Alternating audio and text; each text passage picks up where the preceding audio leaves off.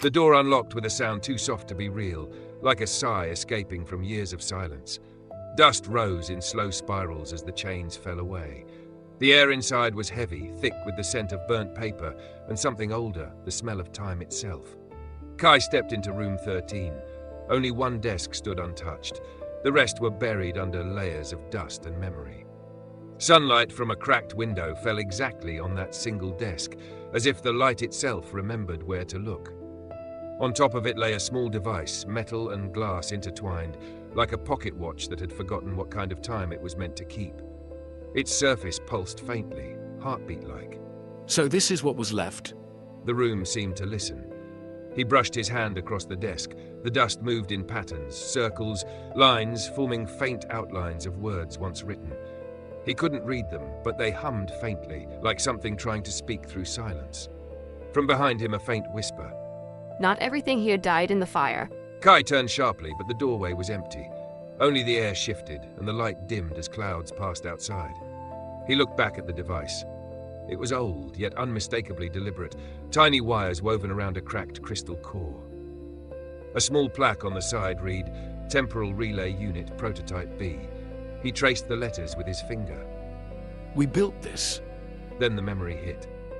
The room alive again. Students leaning over diagrams, laughter echoing. Arya at the front, sketching circuits on the board. Ren adjusting wires, Hikari documenting readings on paper, and Kai connecting the core, the final piece. If this works, we can record light itself. We can't record light, only what it touches. Then we'll record time. The device flickered once. Then came the flash. Then the fire. Back in the present, the air quivered. The walls pulsed faintly, veins of light running through cracks in the plaster like memories trying to breathe again. You were meant to preserve what we couldn't save. He knelt beside the desk. The device's switch was rusted, but when he touched it, it hummed, alive, responsive. A voice spoke from nowhere. Set plate sequence pending, authentication required. Kai froze. Authentication? Identify creator. He hesitated, then whispered, Kai Takahiro. Silence. Then Voice match, incomplete, fragmental record available, playback commencing. the lights dimmed further. The windows blackened. The dust began to lift from the floor, forming shapes, figures, outlines of people, desks, laughter. The room was replaying itself. If it works, it'll let us speak to tomorrow. Then tomorrow, better be listening. It will, even if we're not there. The sound distorted, looping, fading into static. Kai covered his ears. The air grew thick, the walls trembling. Every whisper in the dust seemed to crawl closer, forming words. You never stopped listening, did you? He turned. For an instant, he saw her silhouette reflected in the broken window, smiling, calm. I tried to bring you back. You brought back what was left of us. The reflection blinked out. The light returned. The dust settled once more. The device sat silent on the desk, but its crystal core glowed, now brighter, golden, beating with rhythm. It's alive. Segment 01 recovered. The desk rattled. Papers fluttered upward, revealing hidden notes burned into the wood beneath. Equations mixed with words. Open quote, memory equals light plus intention. Playback only when the key holder forgives. Close quote. Kai took a deep breath. He reached into his coat and pulled out the small key he had found in the last episode, the same one from the gates. It matched perfectly into a tiny slot at the device's base. He turned it. The crystal flared white. Suddenly, everything moved backward. The dust reversed its fall. Burned pages reassembled, walls brightened. The classroom came alive for one impossible second. Students appeared again, laughing in slow motion. The air shimmered like the inside of a memory being reborn. Then it all froze. The device spoke again, clearer now. Memory segment 1, locked. Unlock sequence requires emotional synchronization. Emotional synchronization. Retrieve corresponding memory fragment. Subject, Kai Takahiro. He stood still. The room was silent again, yet heavy with unseen presence. It's asking me to remember what I didn't want to. He knelt beside the desk and saw something else, etched beneath the wood, faintly glowing under the new light. We built this to remember her. Her? Arya.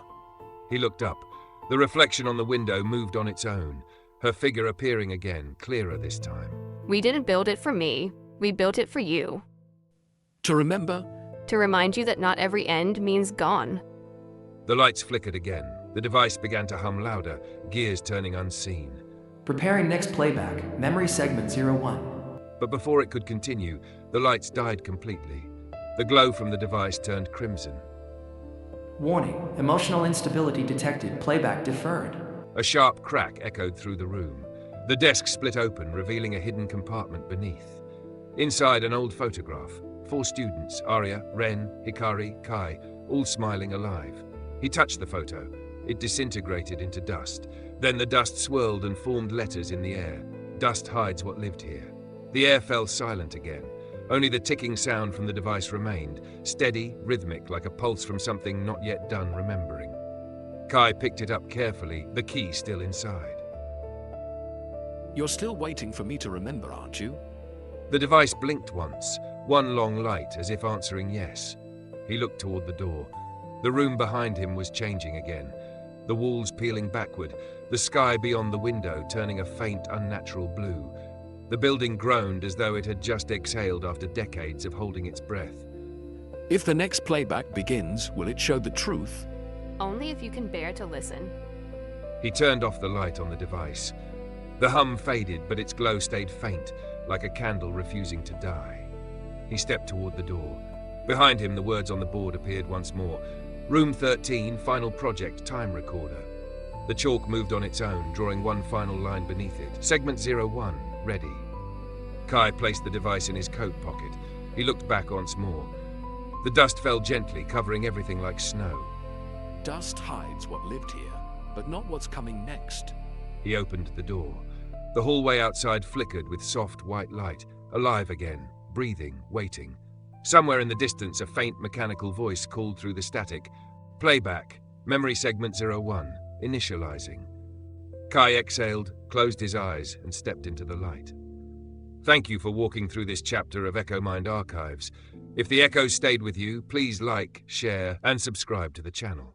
Join Kai in the next episode, Voice from the Machine, Playback Memory Segment 01, EchoMind Archives.